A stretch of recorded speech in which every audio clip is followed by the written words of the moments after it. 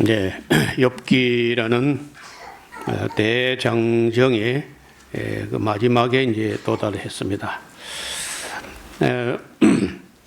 사람들의 이론이 난무했지만은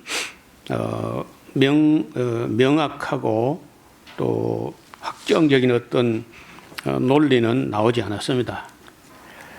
그래서 사실은 엘리후가 말한 후에 다른 엘리바스, 소발, 빌닷 하는 사람들이 말이 없었고 욥도 할 만큼 말을 했기 때문에 이제는 젊은 사람에게 질책까지 당하고 나니까 욥도 입이 닫혔던 때입니다. 그쯤 될 때 여호와께서 폭풍 가운데로서 욥에게 말씀하시는데 첫 말씀이요, 무지한 말로 이치를 어둡게 하는 자가 누구냐.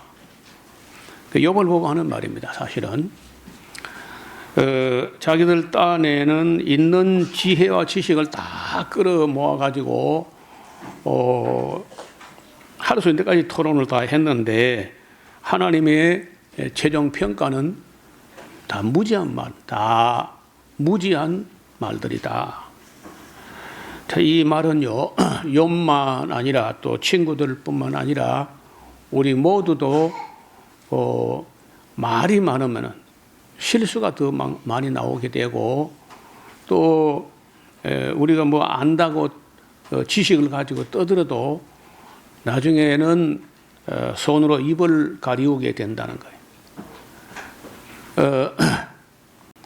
최근에 대통령을 두고 탄핵 소추가 된 후에 헌법재판소에서 재판을 하는데 양쪽에서 여러 변호사가 나와서 특히 이제 그 국회 쪽에서는 탄핵 소추하는 입장이고 또 대통령 쪽에서는 변호를 해가지고 보호하려고 하는 그런 입장인 거죠. 그래서 그 대통령의 운명과 또 심하면 생명이 걸려 있는 문제인데 대통령을 변호하는 사람들의 이론이 너무 수준 이하고 터무니없어요. 근데 더 터무니없는 사람은 대통령 자신이 하는 말이에요. 그리고 마지막 시간쯤 다 돼갈 때 저는 10차인 것 같은데 그 김계리라고 하는 여자 변호사가 있어요. 얼굴은 참 외모가 단정해 보이고 곱상해 보이더니 이제 끝까지 다 들어봤잖아요. 그런데 이제 그 누가 그 촬영을 했는지 그 김계리라고 하는 여자 변호사의 입을 소리는 못 내니까 입을 주목을 하고 그 입 움직임을 탁 놓고 그 자기가 지금 변호해야 되는 대통령을 향해서 하는 말이 또라이, 미친놈. 그 여자 변호사 입에서 자기가 지금 변호해야 되는 입장에 있는데 그 대통령을 보고 하는 말이 그 여러 사람이 평가를 했어요. 저 입 모양이 소리 안 나고 이제 아주 멸시하는 눈으로 그런 그 눈길로 그 하는 중얼거리는 것도 아니야. 입만 그거 안 해도 될 텐데 또 뭐하러 그걸 했겠나. 또라이, 미친놈. 다 그렇게 보는 거예요. 그 입 모양을. 자, 인간의 그 한국에서 그래도 뭐 예를 들면 서울대식이나 나오고 또 뭐 그중에 또 뭐 법대라고 해가지고 뭐 그렇게 했는데 제가 볼 때 참 마음에 들게 말하는 사람이 없어요. 별로. 변호사가 여럿이 나왔는데 다 그래.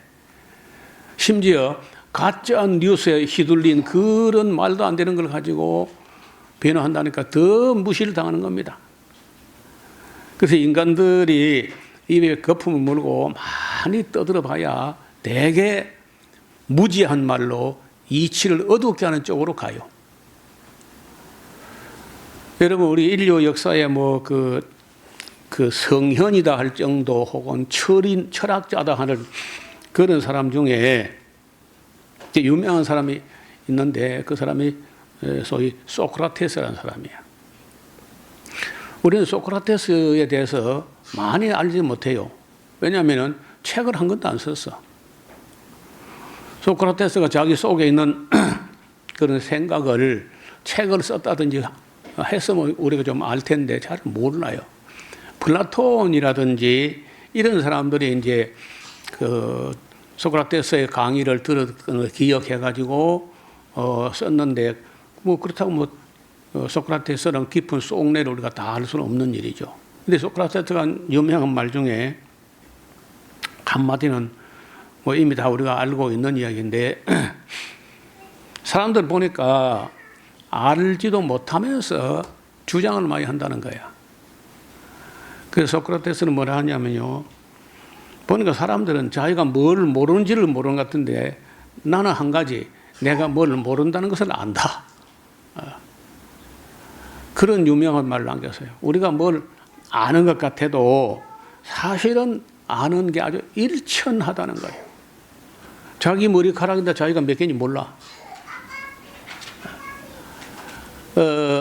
그리고 뭐 자기 머리카락 하나 희게 끊게 물론 뭐 염색하면 뭐 잠깐 검어졌지만은 마음대로 안 되는 거예요. 뭐 권색과 권력을 가지고 지식과 기술을 가지고 뭐 마음대로 뭐 할 수 있을 것이라고 하는데 사실은 별로 그렇지 못합니다. 인간이 할 수 있는 일도 매우 제한되고 인간이 알 수 있는 지식도 매우 일천하다는 거예요. 조금 뭐 알듯 말듯 하는데 하나도 주장할 만한 게 별로 없어요. 그래서 점점 우리가 영혼이 좀 성숙해지고 하면은 말한다는 것 자체가 자꾸 부끄러워진다는 거예요. 욥도 이제 맨 마지막 하는 말이 이미 한 말도 부끄러워서 손으로 입을 가립니다. 그렇게 이야기를 합니다. 자기 입에서 나왔던 말이 너무 부끄럽다. 그렇게 표현해요. 자, 너는 3절에 너는 대장부처럼 허리를 묶고 내가 네게 묻는 것을 대답해봐라. 자, 하나님이 물으시는데 야, 내가 말이야 땅에 기초를 놓을 때 네가 어디 있었어? 네가 뭐 깨달아 알았거든 말해봐. 누가 그 도량을 정하였는지 누가 준승을 그 위에 띄었는지 네가 아느냐. 여기 어려운 말이 나오는데 준승이라고 하는 말이 까부 하는 말인데 그 부하고 우하고 그 중간쯤 되는 그런 말이에요. 그게 뭘 말하냐면요. 집을 지을 때 맨 먼저 뭘 하냐면 터를 닦습니다. 터를 닦을 때 뭐 특수한 건물이 있을 수 있지만 대부분은 가장 기준이 수평이에요. 수평을 탁 요즘은요 레이저 레벨 기계가 발달돼 가지고 뭐 대충만 놔도 그 중심을 스스로 잡아주기 때문에 그 딱 수평선이 깔끔하게 나와요. 근데 우리가 어릴 때는 그런 게 없으니까 어떻게 하냐면요. 수평을 잡을 때 이 산발을 이렇게 세워요. 우리 키 한 줄이 넘게 세워가지고 그 추를 다 매답니다. 그러면 추는 중력 때문에 수직으로 딱 서지요. 수직만 나오면은 수평 잡는 건 쉽지 않아요. 어렵지 않아요. 양쪽에 줄을 놓고 가운데서 같은 거리의 줄을 이렇게 당겨보고 이렇게 당겨 같은 점을 찍어가지고 높낮이가 딱 나옵니다. 옛날에 우리 전부 집을 그렇게 지었어요. 그래서 하나님이 이 세상을 창조할 때 땅의 도량이라든지 그 수평선을 만드는 그런 준승을 누가 어떻게 띄었는지 누가 아나. 여러분 우리가 좀 더 공부를 해보면요. 수평이라고 해도 그 선이라는 선은요. 직선이고 수평 이런 개념이 개념으로는 있는데 실제는 그게 굉장히 어렵습니다. 완벽한 수평이란 건 개념만 있고 실천은 없을 수 있어요. 여러분 선이라고 해도 선 우리가 백지 이 복사지 가지고 깔끔한 종이에다가 직선을 끊는다 하면 직선이 뭐냐? 점에서 점사를 잇는 가장 가까운 거리 이 직선이거든요. 근데 거기다가 볼펜을 가지고 이렇게 쭉 끄면요 보기는 직선인데 직선이 아닌 거야. 선은요 안 보여. 보이면 선이 아니야. 면적이야 면적. 개념이 그래요. 선이란 것은 우리가 눈으로 보이면 선이 아니고 무슨 면적이야. 너무 커서. 그래서 그 면적의 한 가운데로 지나는 선인데 눈에 보이면 벌써 선이 아니고 면적이 된다고. 점도 점이라는 개념도 우리가 아는 것 같지만 점은요 눈에 보이면 점이 아니야. 그럼 벌써 면적이야. 그래서 개념은 있으나 실제는 우리가 볼 수 없는 게 점이나 선이 그렇다는 거예요. 그래서 이런 걸 하나님께서 우리가 볼 때는 수평선, 우리가 바닷가에 가서 이렇게 보면 수평선인데 우리가 눈이 정확하지 않아서 그렇지 사실은 수평선이 아닙니다. 그것도 약간 가운데가 불러요. 이렇게. 왜? 지구가 둥글기 때문에 지구가 둥글어서 이게 곡선이지 사실은 직선이 아닌 거예요. 그리고 어떻든 신비한 게 여러분 지구를 이렇게 달아놓으면은 그 공중에 떠 있는데 진공에 떠 있는데 물이 뺑 둘러 있는데 물이 아래쪽으로 흘러내리잖아요. 우리가 볼 때는 아래 위가 있는데 하나님 볼 때는요 아래 위라는 게 없는 거예요. 그러니까 물이 지구에 뺑 둘러 다 있잖아요. 그 어느 쪽으로 한쪽으로 밀려가는 것도 아니고 주로 흐르는 것도 아니고 그러니까 그런 그 물리 법칙이나 그 화학 법칙이 다 하나님의 법칙인데 너 그런 거 아니야. 어떻게 하면서 욥이요? 우리도 지금 어려운데 그 주초 이 지구를 사람들이 사는 이 지구라는 집을 지을 때 그 주초돌이 뭔지 너 아냐? 난 보니까 주초돌이 없는 거예요. 그 생각할 때 지구를 무엇 위에 얹었을까? 인도 사람들이 코끼리 등에 있다 그랬어요. 지구가 코끼리 등에 얹혀 있다 이렇게 생각했다는 거예요. 코끼리가 다리가 제일 튼튼하니까. 그래 인간들이 대단한 그 철학을 한다 할지라도 하나님 보시기에는 다 무지한 말로 이치를 어둡게 하는 수준밖에 안 되는 거예요. 그때에 새벽 별들이 함께 노래하며 하나님의 아들들이 다 기쁘게 소리하였느냐. 아마 천사들을 말한 것 같아요. 바닷물이 태에서 나옴 같이 넘쳐 흐를 때에 문으로 그것을 막은 자가 누구냐. 그러니까 아까 말씀드린 대로 지구가 이렇게 둥그렇게 진공에 매달려 있는데 그 바닷물이 어떻게 어느 때까지 모래톱인 데까지 오고 더 이상 안 와.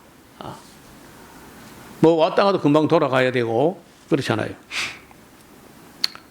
마치 무슨 문을 가지고 가로막은 것처럼 그 바닷물이 육지로 올라오지 않습니다. 그때 내가 구름으로 그 의복을 만들고 흑암으로 그 강보를 만들고 계한 한계를 정하여 문과 빗장을 베풀고 이러기를 네 여기까지 오고 넘어오지 마. 이 교만한 물결이 거기서 끝쳐야 돼. 아무리 파도가 어쩌고 해일이 어쩌고 해도 그 왔던 곳으로 돌아가야 돼. 근데 지금 보니까 옛날에는 중력이라는 개념을 모를 때인데 지금 와서 보니까 그 중력이라는 게 지구 중심에서 만물을 끌어당기는 그 힘 때문에 물이 6km 올라왔다가 돌아오고 다시 바다로 간다는 거예요. 네가 나도 날부터 아침을 명하였느냐 새벽으로 그 처소로 알게 하였으며 하며 그것으로 땅 끝에 비치게 하고 악인을 그 가운데 거쳐간 일이 네가 있느냐. 땅이 변화하여 진흙에 인친 것 같고 만물이 옷같이 나타나되 악의 일에는 그 빛이 그만 받되고 그들의 높이 든 팔이 꺾이느니라. 네가 바다 근원에 네가 들어가 봤냐. 깊은 물 밑으로 네가 걸어다녀 봤냐. 사망의 문이 네게 나타난 적이 있었느냐. 사망의 그늘진 문을 네가 보았느냐. 땅의 넓이를 네가 측량할 수 있겠느냐? 다 알거든만 말해봐. 그 광명의 처소는 어느 길로 가며 흑암의 처소는 어디냐? 네가 능히 그 지경으로 인도할 수 있겠느냐? 그 집의 길을 네가 아느냐? 네가 아마 알리라 그래. 네가 그때 낯선나니 너의 연수가 많지 그래. 네가 눈 곳간에 들어가 보았느냐? 우박 창고를 내가 보느냐? 우리나라는 참 좋은 나라 같아요. 눈이 안 오는 나라는 눈이라는 말만 알지 모르잖아요. 그런데 우리는 그래도 발자국 날 만큼 눈이 오고 그렇잖아요. 아름다울 만큼. 일본에 이번에 아오모리하고 홋카이도 근방에 눈이 얼마나 5m 와서 5m, 3m 90. 이거 3m인데 우리 전체 3m인데 3m 90을 하다니까. 치워도 끝이 없고 또 열에서 죽었어. 대만에도 눈이 왔는데 영하 한 2도 3도 되는데 한 며칠 사이에 100명 이상 죽었어요. 그걸 춥다고. 도대체 일본의 그 며칠 동안에 5m나 왔는데 그 눈 창고 어디서 가져왔는지. 결국은 우리 상식으로 따지고 보면은 바닷물을 태양을 가지고 정류해가지고 이걸 하늘로 끌어올렸다가 얼려가지고 내려 쏟아부었는데 사람들이 일본은 이제 못 살겠다. 눈도 애를 먹이고 태풍도 애를 먹이고 지진도 애를 먹이고 이래 어떻게 하겠냐. 그러면서 하다 안 되니까요. 사람의 힘으로 어찌 안 되니까 한국이 왜 좀 안 도와주느냐 그런 말도 한답니다. 사람들이 한국을 원망해죠. 한국 사람은 우리가 이렇게 어려운데 왜 도우러 안 오느냐. 한국 자기들도 못하는 자기 땅에 살면서도 한국 사람 가서 뭐 하겠어요 가서. 눈 곳간에 들어가 봤느냐, 우박창고를 내가 봤느냐. 내가 환란 때 전쟁과 격투의 날을 위해 그걸 다 저축해 놓은 거야. 광명이 어느 길로 말미암아 뻗치며 동풍이 어느 길로 말미암아 땅에 흩어지느냐. 누가 폭우를 위하여 길을 내었으며 우레의 번개 길을 누가 냈느냐. 사람 없는 땅에 사람 없는 강량에 비를 내리고 황무하고 공한 토지를 축축하게 하고 하여 연한 풀이 나게 하였느냐. 누가 그렇게 한 거야. 비가 아비가 있느냐. 이슬은 땅으로 누가 낳았느냐. 얼음은 니태에서 났으며 공중에 서리는 누가 낳았느냐.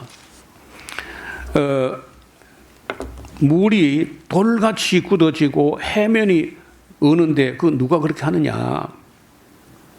네가 묘성을 매어 떨게 되게 하겠느냐. 삼성의 띠를 네가 풀겠느냐.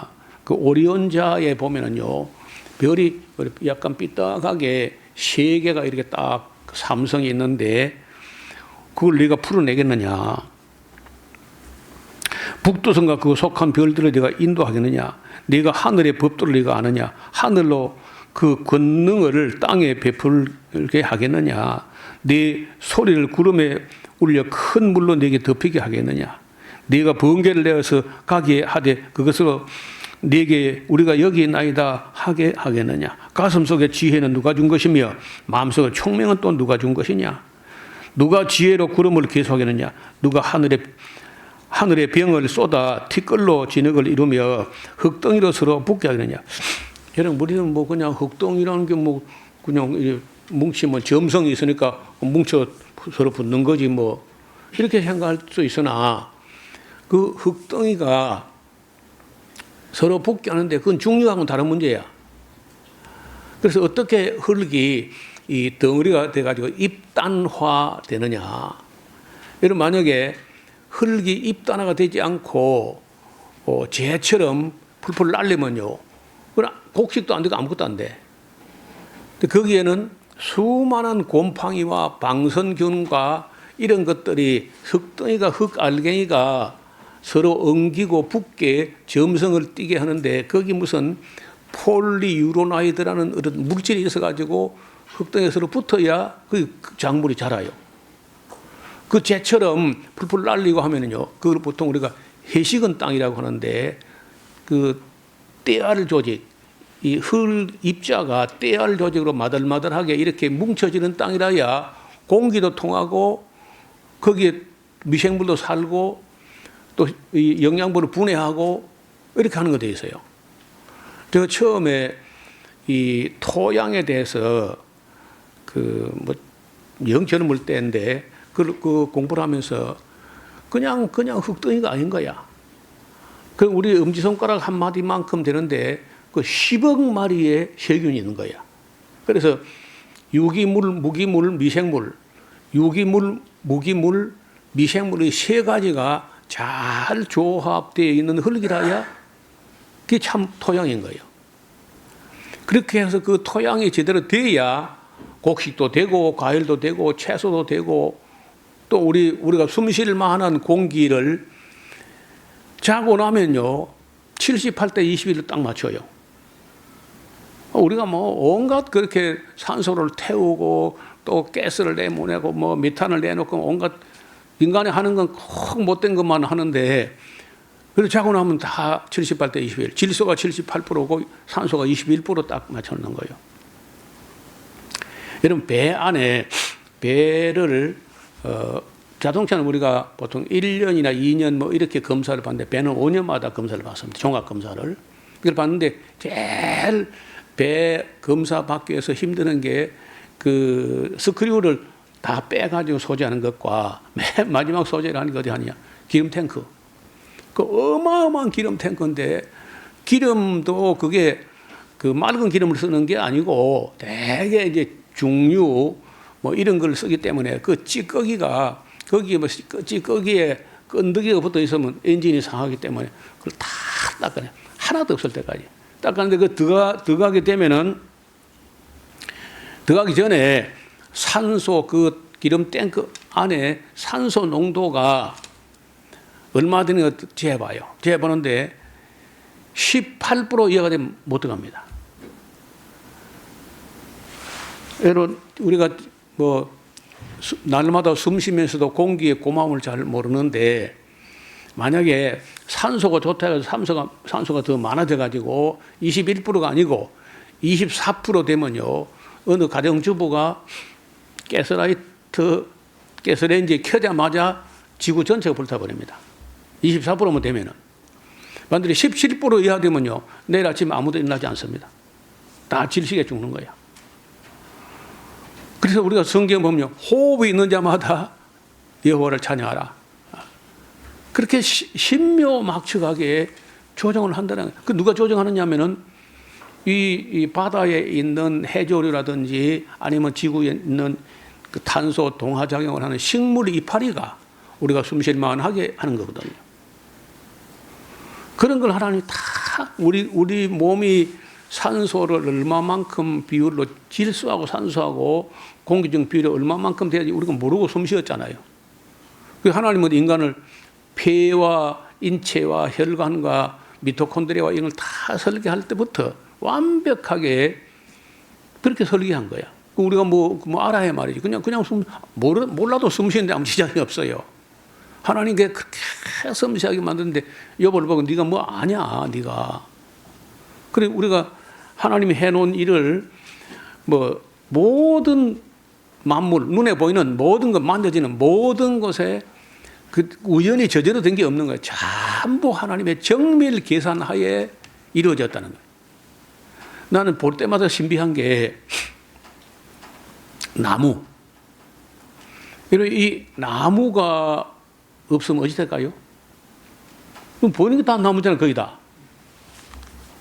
또 쇠, 철이 없으면 어찌 될까요? 철이 없으면 어떻게 될까요? 일단 비행기도 없고 자동차도 없는 거야. 그걸 다 인간들이 살아가는 과정과 노정과 역사에 어떤 일이 벌어질 것을 다 감안해가지고 이 설계를 해서 창조하신 건데 뭐 인간이 얼마나 무지하고 하나님 보시기에 우리가 떠든다는 게 참 민망한 거예요. 그야말로 놀라움 맨날 놀라야 돼서 알 때마다 감사해야 되고 알 때마다 놀라야 되고 감탄이고 그런데 뭐 욥이나 이제 엘리바스나 소바나를 빌다 이런 사람들이 뭐 하나님 앞에 뭐 하나님 만나 따져보겠다 이랬다든지, 네. 또 욥이 가끔 뭐 하나님 하는 게 잘못됐고 자기가 옳다 이렇게 생각한다 이런 말이 있거든요, 여러 번이나. 그러니까 이제 욥이 들으면서 그 심정이 어떻겠어요? 심지어 그 흙덩이로 서로 붙게 하는 이런 원리도 굉장히 과학적이고 화학적이고 물리적이라는 거예요. 야, 네가 암사자를 위해서 식물을 사냥하겠느냐. 이런 암사자가 암사자는요, 자기 먹을 거, 자식들 먹을 거, 심지어는 수사자 먹을 거까지 다 준비를 해. 수사자는요, 먹고 노는 거야, 자는 거하고. 그 암사자가 사냥을 한다는 걸 나는 늦게 알았어요. 나는 수사자가 사냥한 줄 알았어.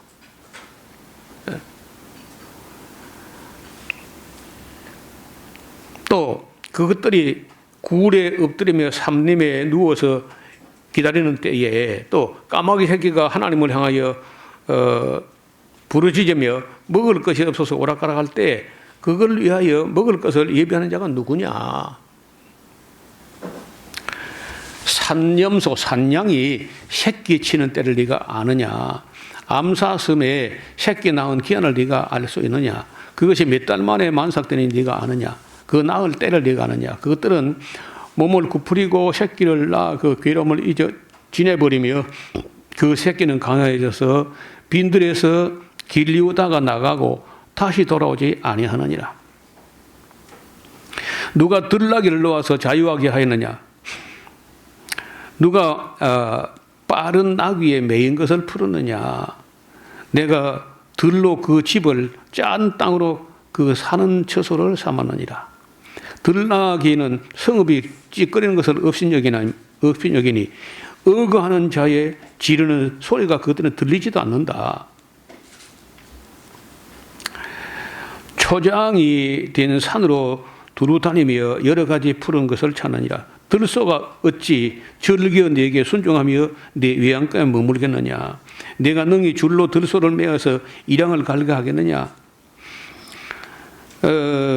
그것이 어찌 골짜기에서 너를 따라서 쓰레를 끌겠느냐? 쓰레라는 것은 흙덩이를 잘게 부수는 그리고 평평하게 하는 농기구인데 그 들소는 그거 안 한다는 거예요. 그것이 힘이 많다고 네가 그것을 의지하겠냐? 네 수고하는 일을 그것에게 들소에게 맡기겠느냐? 그것이 네 곡식을 집으로 실어오며 네가 타작마당에 곡식 모기를 그것에게 의탁하겠느냐? 이런 이상하게 사람에게 다가와서 길들여지는 동물이 있고 절대 길들지 않는 동물이 있어요. 안 되는 게 있는데 얼룩말 그거 안 된다는 거예요. 얼룩말은 뭐 패도 안 되고 달래도 안 되고 별짓 때도 온 인류가 얼룩말 끝내 길들이지 못했어요. 그다음에 그 들소 버팔로라는 그 들소도 그 인디안이 기르지 못하고 그냥 사냥이나 해서 잡아먹는 것뿐이지. 그래서 길들어지는 가축 이런 개는 요즘 이 개가 얼마나 똑똑한지 상상을 초월할 정도로 개가 똑똑한 것들이 있더라고.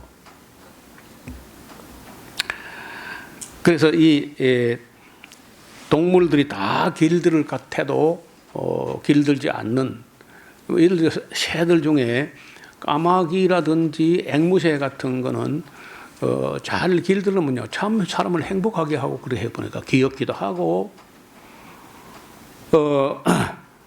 그런데 이 들소라든지 이 들락이라든지 얼룩말이라든지 이런 건 길들여지지 않는다고 성경도 이야기하고 실제 동물학자도 그런 얘기를 해요. 타조를 이야기하는데 그 날개 친다, 즐거이 날개 치는데 그 깃과 털이 인자하지 않다는 거야. 그것이 알을 땅에 버려가지고 품어가지고 뭐 그렇게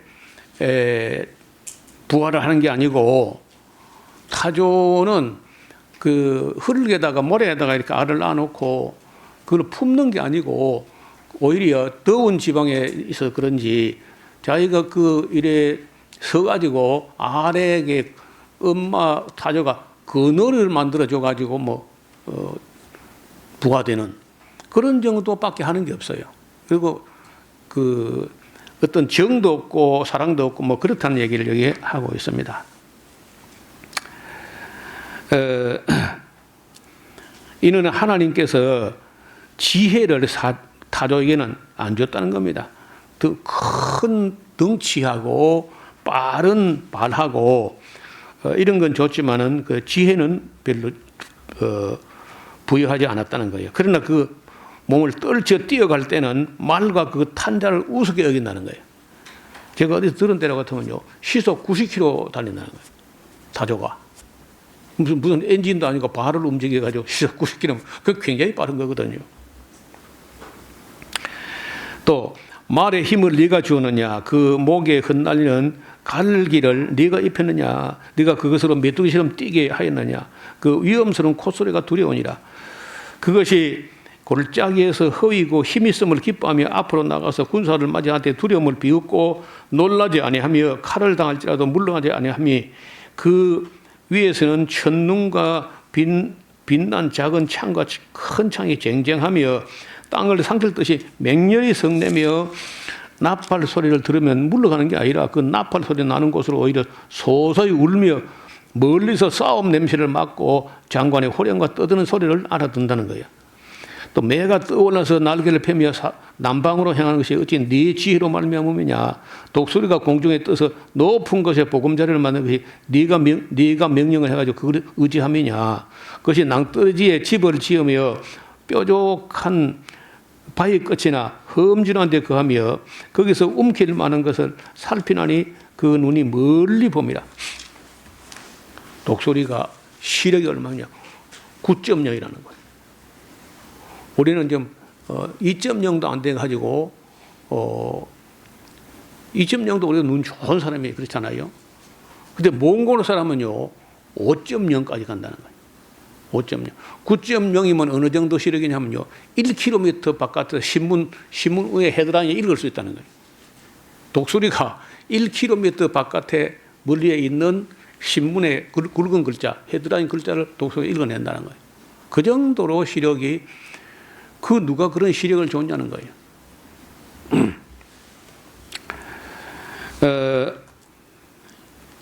그 새끼들도 피를 빨아내니 살육당한 자는 있는 곳에, 그 죽음 있는 곳에 독수리가 있다 그런 말인데 살육당한 자가 있는 곳에 그것도 독수리가 거기에 있다.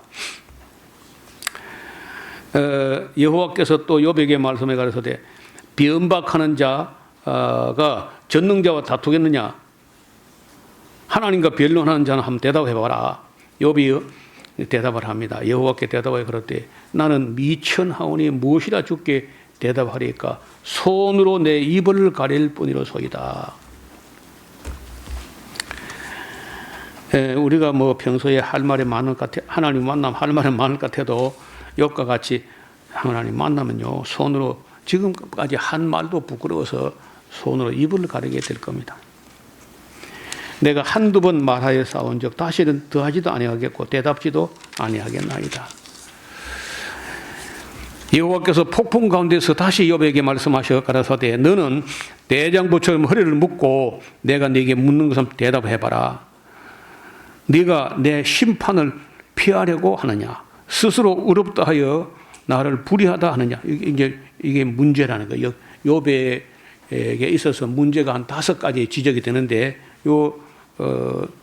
네 번째 문제가 바로 스스로 어렵다 해서 하나님을 불의하다고 하나님 뭐 잘못한다고 했다는 거예요. 네가 뭐 하나님처럼 팔이 있느냐? 하나님처럼 울음차게 울리는 소리가 네가 있느냐? 너는 위엄과 종기로 스스로 꾸미며 스스로 화미란 것은 그 화려함을 입을 찌니라. 그리고 나서 너의 넘치는 그 하나님께 화를 내고 분노하고 왜 죄도 안 알리고 때리기만 하느냐 이제 이렇게 분노한 적이 있거든요.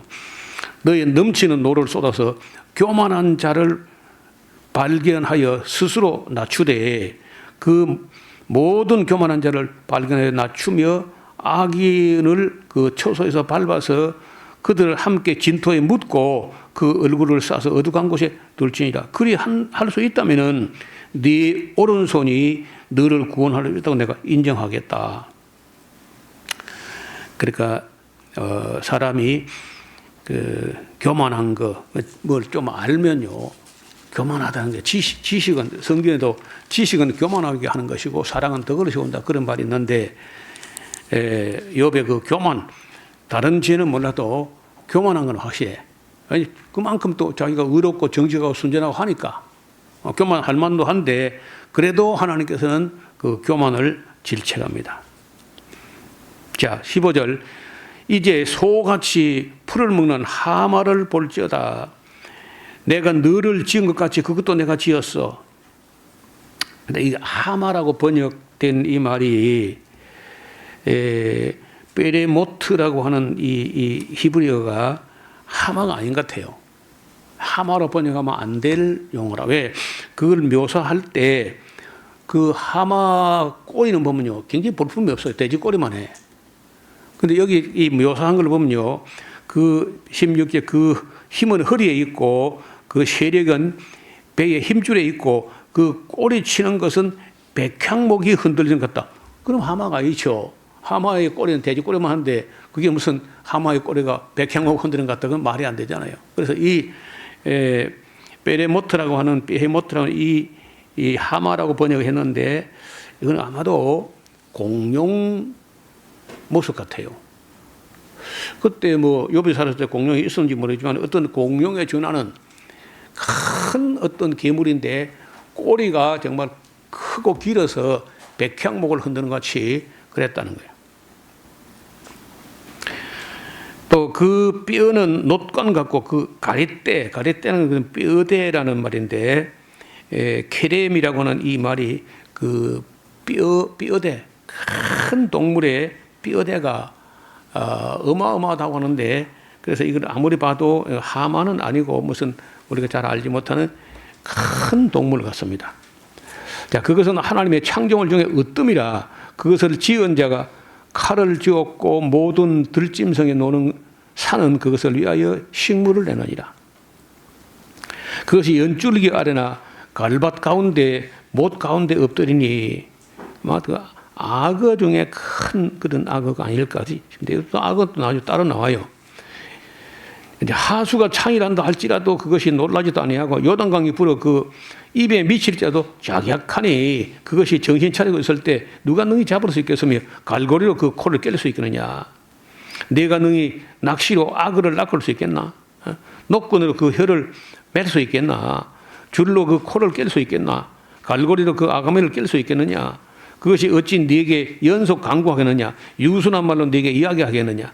어찌 너와 계약하고 영영이 네 종이 되겠느냐? 네가 어찌 새를 놀리는 같이 그것을 놀리겠으며 네 소녀들 위하여 그것을 메어두겠느냐? 어찌 어부의 때가 그것으로 상품을 삼아 상고들 가운데 나눌 수 있겠느냐? 내가 능히 창으로 그 가죽을 찌르거나 작살로 그 머리를 찌를 수 있겠느냐? 손을 그것에게 좀 대봐라. 싸울 일이 생각나서 다시는 아니할 거다. 자비로는 소망은 헛것이야. 그것을 보기만 해도 낙담하지 않겠느냐? 아무도 그것을 격동시킬 용맹이 없거든. 누가 능히 나를 당할 자가 누구겠나? 누가 먼저 내게 주고 나로 갚음이 되게 하겠느냐? 온 천하에 있는 것이 다 내 것이야. 우리가 하나님께 뭐 바치고 하나님으로 하여금 하나님 빚지지 않는다 그래서 갚아주실 거다. 그런 사기꾼들이 있어요. 뭐 왕의 재정인가 뭐 그런 이상한 전도사가 하나님께 복을 받으려면은 먼저 선의 11조를 드려라. 매월 1,000,000원 받고 싶으면은 100만원 11조 먼저 바쳐버려라. 그럼 하나님 빚지고 못 사니까 반드시 1,000,000원 갚아줄 거다. 그렇게 한다는 거예요. 요 기도 안 읽어봤어. 하나님은 빚지지 않습니다. 절대로. 하나님께 받지 않고는 하나님께 바칠 것도 없는 거예요. 근데 절대로 하나님 빚지지 않는다는 거야. 누가 먼저 나한테 적어도 내가 갚을 수 있도록 그래 하겠느냐? 그건 못한다는 거예요. 그래서 우리가 다윗이 한 말대로 성전 건축을 해서 하나님께 막 온 백성이 많이 헌금을 해서 드렸어요. 근데 다윗이 하나님께 기도하다 보니까 우리가 드린 건 맞지만은 다 하나님께는 먼저 받아가지고 드린 것밖에 없습니다. 그 말이 맞는 말이잖아요. 우리가 뭘 바쳤다고 생각하겠지만은 하나님께로부터 받은 걸 바친 것 뿐이다. 다윗이 그런 고백을 합니다. 내가 악의 지체와 그 큰 힘과 훌륭한 구조에 대해서 내가 잠잠할 수 없다. 내가 말 좀 더 해야 되겠다. 누가 그 가죽을 벗기겠으며? 근데 지금 벗기는 것 같아요. 그 가죽 가방 있잖아.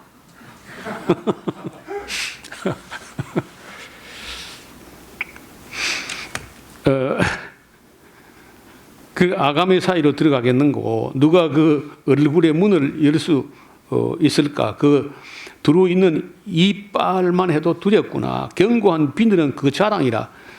이런 비늘이 악의 비늘이 있는데 그게 얼마나 잘 연하에 붙어 있는지 바람도 새지 않는 만큼 연하에 붙어 있다. 서로 연하에 붙었는데 능이 나눌 수도 없어. 그것이 재채기를 하면 광채가 바라고 그 눈은 새벽 눈꺼풀이 열린 것 같으며 그 입에서는 햇불이 나오고 불똥이 튀어나오며 그 콧구멍에서 연기가 나오나니 설마 연기 나오겠습니까? 콧김이지.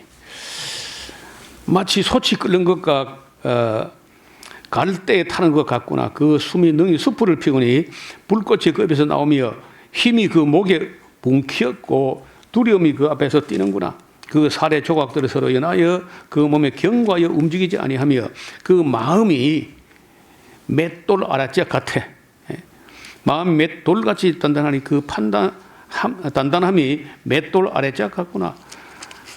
그것이 일어나면 용사라도 두려워하며 경급하며 창황하며 칼로 칠지라도 쓸데없고 창이나 살이나 작살도 소용없구나. 그것이 철을 초계같이 여기며 노선을 썩은 나무같이 여기니 화살이라도 그것을 도망하게 못하겠고 물맷돌도 그것은 기어같이 여기는구나. 몸뚱이는 몽둥이를 금불같이 보고 창을 던지면 우습게 여기며 그 배 아래는 날카로운 와륵 같으니, 와륵이란 말도 안 쓰는 말인데 깨어진 기와 조각 같다. 기와가 지붕에 딱 입혀 있으면요 틈도 없이 딱 비늘처럼 입히는 것처럼 그렇다는 거예요. 또 진흙 위에 타작 기계같이 자취를 내는구나. 깊은 물로 솥에 끓음 같게 하며 바다로 젓는 향기름 같게 하고 자기 뒤에 광채나는 길을 내니 사람의 보기에 바닷물이 백발로 같구나. 빵 위에는 그것 같은 것이 없어.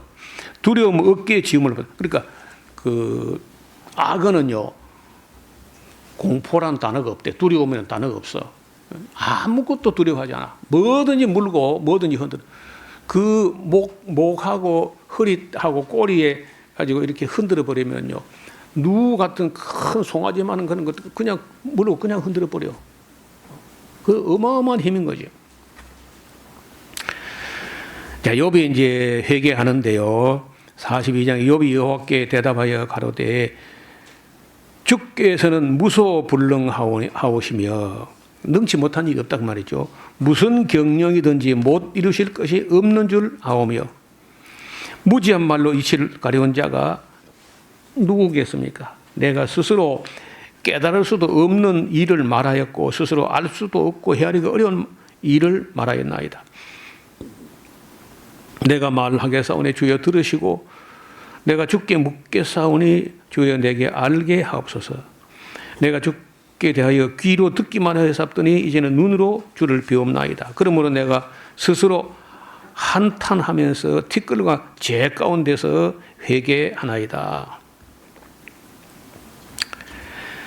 자, 여호와께서 욥에게 이 말씀을 하신 후에 대만 사람 엘리바스에게 이르되 내가 너와 네 두 친구에게 노하나니 이는 너희가 나를 가리켜 말한 것이 내종 욥의 말같이 정당하지 못합니다.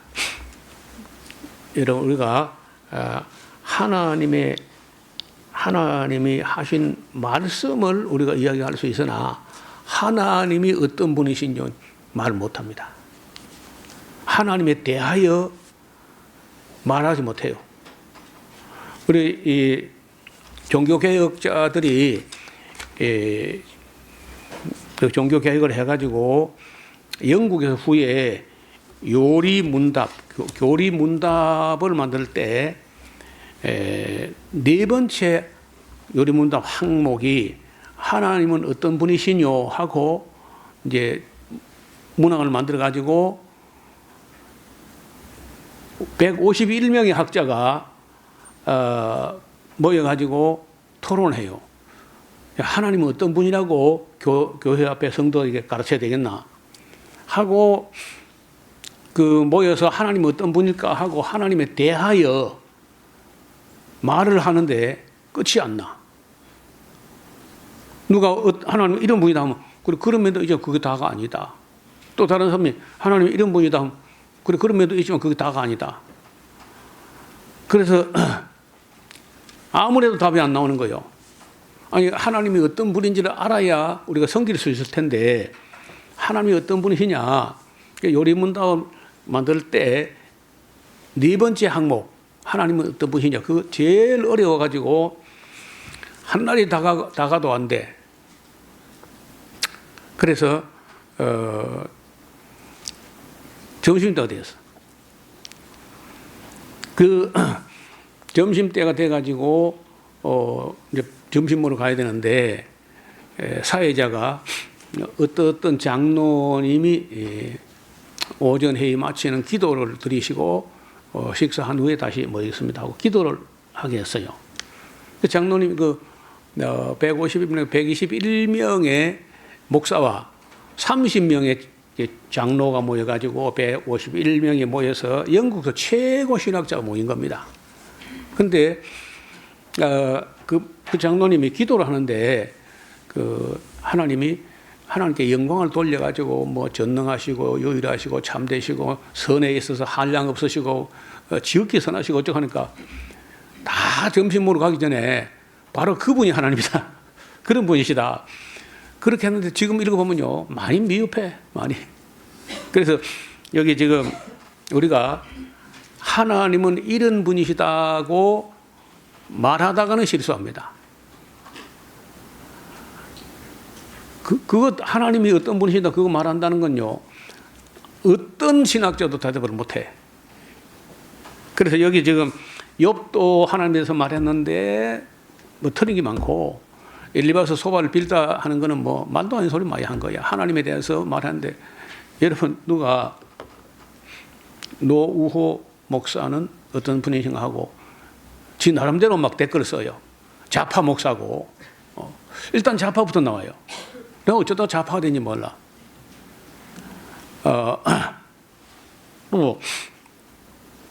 뭐라고 뭐 떠드는데 보니까 전혀 나에 대해서 한 말이 내 마음에 안 들어. 나도 잘 모르는데 지금. 나도 내가 어떤 사람인지 잘 모르는데 누가 막 함부로 나에 대해서 막 그 댓글을 선대요. 참 기분 되게 나쁘더라고. 내가 이제 여기 보면서 하나님 나면 되게 기분 나빴겠다. 그 소발이나 빌닷이나 엘리후나 뭐 엘리바스나 욥이나 하나님께 대해서 안다는 그 지식이 너무 일천하고 너무 말도 안 되고 하나님을 이상한 참 인간이 자기 모양을 하나님 만들어 가지고 이렇게 말장난하는 게 전혀 근데 그 중에 그래도 욥이 조금 낫다는 겁니다. 욥이 조금 낫다는 거예요. 그래서 너희가 나를 가리켜 말한 것이 내 종 욥의 말같이 정당하지 못해. 그런즉 너희는 수송아지 7과 수양 7을 취하여 내 종 욥에게 가서 너희를 위하여 번제를 드리라. 내 종 욥이 너희를 위하여 기도할 것인즉 내가 그를 기쁘게 받으리니 너희의 우매한 말로 너희에게 내가 갚지 아니하리라. 이는 너희가 나를 가리켜 말한 것이 내 종 욥의 말같이 정당하지 못해. 조심해야 됩니다. 하나님이 이런 분이시다 저런 분이시다 이게 굉장히 어려워. 또 아니 하나님만 그러니까 아니고 사람도 마찬가지야. 사람들이 나를 만나보지도 않고 그래도 나를 좀 알려면은 성경 강좌 와가지고 창세기부터 계시록까지 좀 들어보고 내가 살아온 삶을 내가 어려서부터 어떤 삶을 살아왔는지 한번 쭉 보고 뭐 그래도 다 알기는 어려워요. 그래서 어떤 사람을 놓고 하나 평가하기 굉장히 어렵습니다. 사도 바울에 대해서 말이 많았어요. 율법 폐기론자다. 뭐 이래가지고 또 할례당에 공개를 받고 했는데 그 바울이 한 말이 이 말이야. 너희에게나 다른 사람들에게 판단받는 것이 내게는 지극히 작은 일이다. 나도 나를 판단하지 아니하노니 나를 판단하실 분은 주님뿐이시다. 그래하고 칭찬하든지 비난하든지 바울이 그걸 다 우습게 여깁니다. 너희에게나 다른 사람에게 내가 판단받는 것이 내게 지극히 작은 일이라. 또 그 잠언 전도서 앞으로 볼 텐데 거기 보면요. 사람들이 너 자신에 대해서 누가 무슨 말 하는가 그건 너무 들으려고 하지 마라. 자꾸 그래 하다가는 네 종이 너를 욕하는 거 듣게 된다. 사람들이 우리에 대해서 이런저런 평가하는 그 때문에 막 너무 막 그렇게 괴로워할 필요 없어. 아무도 우리를 온전한 판단 못 하니까요. 그래서 하나님에 대해서도 또 우리가 하나님에 대해서 하나님 하신 말씀은 우리가 알아들을 만큼 여러 번 읽어서 할 수 있지만 하나님이 어떤 분이시다. 요리문답 제4문은요. 사실은 어리석은 질문인 거야. 인간이 다 포용 못해요. 하나님보다 높은 분이라야 하나님을 평가할 수 있는데 하나님이 이런 분이다 저런 분이다 누가 평가할 수 있어요? 아무도 못하는 거예요. 나는 요리문답 제4문은요. 사실 빼야 된다고 생각해요. 답을 못합니다. 이에 디만 사람 엘리바스와 수아 사람 빌닷과 나마 사람 소발이 가서 여호와께서 자기들이 명하신 대로 행했습니다. 여호와께서 욥을 다시 기쁘게 받으셨습니다. 욥이 그 벗들을 위하여 기도하니까 빌매에 여호와께서 욥의 공경을 돌이키시고 욥에게 그 전 소유보다 갑절이나 주신지라. 이에 그의 모든 형제와 자매와 및 전에 알던 자들이 다 와서 그 집에서 그와 함께 식물을 먹고 여호와께서 그에게 내리신 모든 재앙에 대하여 그를 위하여 슬퍼하며 위로하고 각각 금 한 조각과 금고리 하나씩 주었더라. 여호와께서 욥의 모년에 복을 주셨는데 처음 복보다 더하게 하시니 그가 양 1만 4천과 약대 6천과 양이 1만 4천 마리면 많은 양이죠.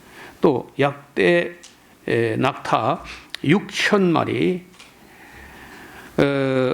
소가 1천 결이면요 2천 마리죠. 암낙이 1천을 두었고 또 아들 7과 딸 3을 더 두게 되는데 그 첫째 딸의 이름은 여미마라고 하는데 여미마라는 말은 비둘기라는 뜻입니다. 여러분 비둘기를 좀 가까이서 좀 자세히 본 적이 있습니까? 저는 어려서 그 임촌에 있을 때인데 그때가 뭐 9살쯤 8살 9살 때 그럴 때인데 눈이 굉장히 많이 왔어요. 눈이 왔는데 비둘기 나무에 아마 뽕나무인지 감나무인지 앉아 있는데 새총을 가지고 잡으려고 이제 이렇게 다 가만 그런데 자꾸 눈에서 뽀드득 소리가 나는 거죠. 조심해서 갔는데 눈이 와서 너무 눈부셔가지고 내가 오는 걸 모르는가 봐. 진짜 가까운 데까지 갔어요. 근데 그렇게 예쁘더라고. 새총으로 쏠 수가 없어요. 너무 예뻐가지고. 그래서 이 비둘기 색은 뭐 앵무새처럼 그렇게 화려하지도 않은데 그 옷을 회색으로 뭐 중옷처럼 비슷한데 그래도 그 자태가 그렇게 예뻐요. 그래 여기 와서도 이제 우리가 뭐 터도 있고 뭐 지붕도 있고 하니까 옥상도 있고 하니까 비둘기를 몇 마리 길러볼까 하는 생각을 했어요. 그때 감동이 지금 살아 있어가지고 그래 큰 딸 이름이 비둘기야, 비둘기. 그다음에 둘째 이름은 케시야. 그 시야라는 사실은요 히브리어 발음은 케지야입니다. 케지야. 그 시야는 계피라는 뜻이라. 그 향기롭다 그 말이야, 향기가. 그다음에 셋째 딸 이름은 케렌 합북이라고 하는데, 케렌 합북이란 말은 문자대로 하면요 아름다운 뿔 같다, 아름다운 뿔이라고 하는 그런 뜻인데, 이 전국의 처녀 여성 중에 욥의 딸들처럼 아름다운 사람이 없었더라 할 정도 예쁘다는 거예요. 전에 그 미국의 무슨 영화에 한 그 여주인공이 한 고등학생쯤 되거나 그런 나이인데, 다른 모습도 참 미인이고 뭐 그렇지만요 눈썹이 어떻게 그렇게 생길 수 있는지. 여러분 뭐 눈이 예쁘단 말은 가끔 하죠. 눈썹이 예쁘단 말 잘 안 하죠. 그 눈썹인데 이 사람의 눈썹은요 약간 이게 뿔처럼 아주 날카롭게 이렇게 싹 약간 옆으로 이렇게. 이거 눈썹이 그렇게 예쁜 눈썹은 내 평생 한 번밖에 못 봐서 이름도 모르겠고 어떤 영화에 잠깐 보이는데, 근데 여기 이 게렌 합북이란 말이 뿔처럼 이렇게 아름답게 빛이 올라간 눈썹을 두고 말한다 이렇게 학자도 있어요. 게렌 합북이란 말이. 자, 그리고 그 아비가 그 오라비처럼 산업도 나누어졌습니다. 자, 그 후에 욥이 140년을 더 살았다는데, 그 고난과 환난 당했을 때가 한 60세 정도였다면은 그 겪은 후에 다시 회복되어 가지고 140년을 살았다고 하면은 200살 정도로 살았다고 본 200살. 그리고 이제 17째 나이 늙고 기한이 차서 죽었더라. 그래 200살 정도 살았다면 그 때가 아브라함의 아버지 데라 정도 그런 때라는 거예요. 한번 잠깐 보시면요, 그림을 좀 보겠습니다. 여기가 욥이 묻혀 있는 마치 뭐 우물가처럼 생겼는데 우물가는 아니고 이 입구에 비가 들어가지 못하게.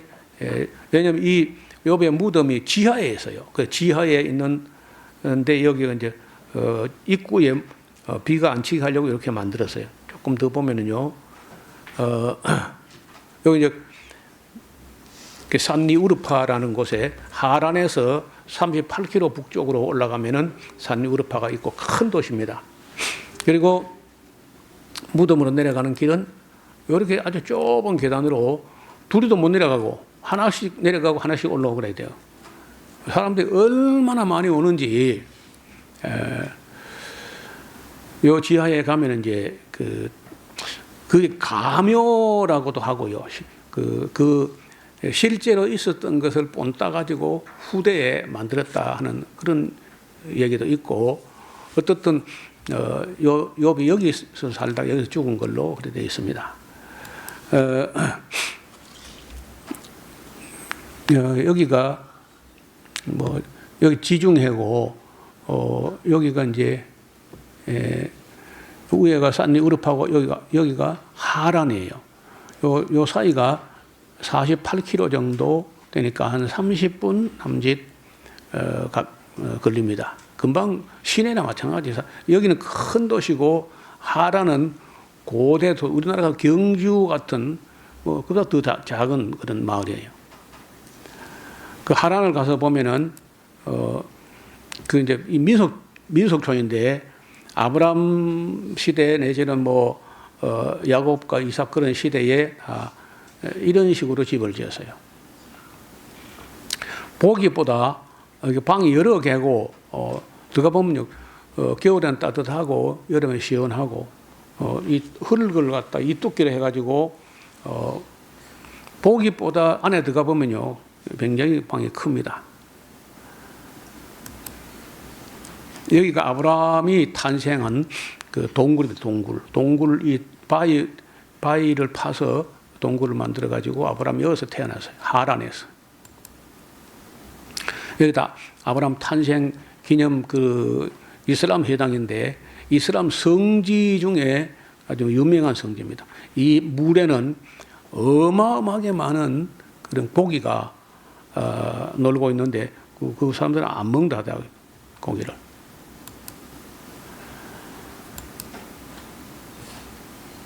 자, 이제 그 마지막으로 정리하고 오늘 마치겠습니다. 조금 시간이 갔지만은 그 욥이 무슨 실수가 있었냐, 하나님의 지적을 따라 보면은 아까 얘기한 대로 첫째는 무지한 말로 이치를 어둡게 했다. 두 번째는요, 자기 지식에 별것도 아닌 걸 가지고 교만했다는 거예요. 이게 이제 두 번째 허물이 되겠고, 그 다음에 세 번째는 하나님하고 변론해 보겠다, 하나님을 따져 보겠다는 그 자세가 온당치 않다. 인간의 지식이나 능력은 지극히 제한적이기 때문에 감히 하나님을 보고 뭐 따져 보겠다, 그런 자세는 옳지 않다는 거예요. 그 다음에 또 네 번째는 스스로 어렵다고 자기가 스스로 자긍하고 자기를 부인하니까 자기를 자긍하고 자기가 잘난 척 했다는 거예요. 그리고 이제 마지막으로는 이 교만이 있어, 교만. 그 당시에 당대 최고로 의로운 사람이니까 자칫하면은 우리가 범하기 쉬운 게 지식이라든지 의로운 거 이런 거 가지고 교만하기 쉽다는 거예요. 그런데 하나님 앞에 서 보니까 그 5가지 문제가 하나도 온당치 않은 거예요. 그래서 결국 손으로 입을 가린다는 말로 끝이 납니다. 뭐 다른 친구들이 하나님에 대해서 말한 것들이 온당치 않은 건 말할 것도 없고, 욥이 한 말도 그 자세나 태도나 이런 것들은 하나님께 책망을 받게 된 것이죠. 그래도 하나님께서는 욥을 마지막에 인정을 하신 것이고, 그 친구들에 대해서는 욥에게 사과도 하고, 욥이 너희를 위해서 기도해야 내가 용서하겠다, 이렇게 한 걸 볼 수 있습니다. 이렇게 해서 오늘까지 우리가 꽤 여러 시간에 걸쳐서 욥기를 쭉 살펴봤는데, 저도 이번에 또 보면서 또 다른 면이 또 보인다는 거예요. 하도 말이 길고 여러 사람이 견해가 분분하기 때문에. 그래서 또 이제 들은 것을 한번 여러분들이 시간 내면은 이제 그 이런 정도 안목을 가지고 단숨에 쭉 한번 읽어봐요. 단숨에. 주의를 조금 잘라서 하니까 다 연결이 안 될 수 있는데 한번 읽어보시게 되면은 욥기에 하는 말은 부분적으로 옳은 말이 있지만은 대체로 인간들이 하는 말은 하자투성인 거예요. 그렇게 의롭고 뭐 정직하고 순전하고 하다 해도 하나님 앞에는 온전치 않다는 거예요. 우리가 함부로 말한 것들 때문에 우리도 아마 하나님 앞에 서게 되면은 손으로 입을 가리지 않겠나, 그런 생각을 합니다. 기도드리겠습니다.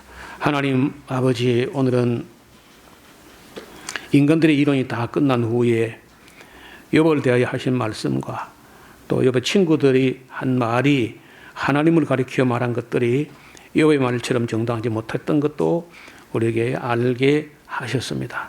우리가 많이 생각하고 그리하고도 함부로 말하지 않는 그런 입을 제어하는, 그리고 우리가 조금 아는 걸 가지고 지식으로 교만하거나 자랑하지 않도록 우리 마음과 생각을 지키시고 우리 입술에 파수꾼을 세워서 흩은 말이 우리 입에서 나가지 않도록 도와주옵소서. 하나님이 하시는 일을 깊이 묵상하고 하나님께서 하신 말씀만 우리가 잘 알아듣고 또 배우고 깨달은 것은 실천함으로 우리가 하나님 앞에나 사람들 앞에 겸손할 수 있도록 은혜를 베풀어 주옵소서.